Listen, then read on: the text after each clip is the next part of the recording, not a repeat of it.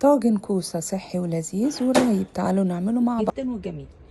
المكونات عندي كوسة، وعندي حمص الشام او حمص من غير قشر، اللي هو المفصص من غير قشر يعني، المتوفر عندك.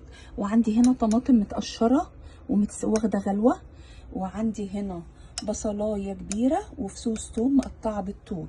هنعمل طاجن صحي في الاير فراير او الفرن، او تحطيه على البوتاجاز، هيطلع رهيب. اول حاجه هنبدا نعملها، حطيت هنا بهارات مشكله وفلفل اسود وملح، وحطيت هنا مكعب زبده وشويه بهارات وملح. دول همسكهم اعصرهم مع بعض بايديا، ودول برضو هتبلهم مع بعض زي ما انتوا شايفين كده، ماشي. وهتركنيهم لغايه من امسك الكوسه نقطعها، وحاولي تغسليها كويس بليفه اسفنجيه كده، وتنزلي كل الرمله اللي تبقى فيها وتخليها بقشرها عشان قشرها فيه فايدته. يلا بينا. برضو الطماطم انا مقشراها وعايزاها بس كده، وحطيت معاها ادي مكعب زبده، مجرد بس معلقه ملح وفلفل وايه، وتبلتها، ماشي. ادي الزبده. حاجتك كده جاهزه، خلاص جهزتيها. يلا بينا ننضف الخضار، يكونوا دول اتبهروا وعملوا طعم رهيب. تعالوا بصوا بقى كده معايا. طبعا دي اتبلت مع بعضها كده 10 دقايق، ودي كمان.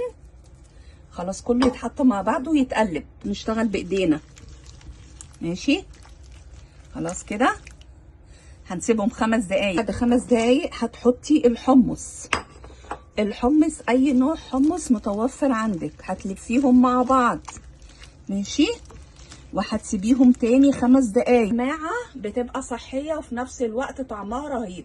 5 دقايق تانيين هننزل الكوسة.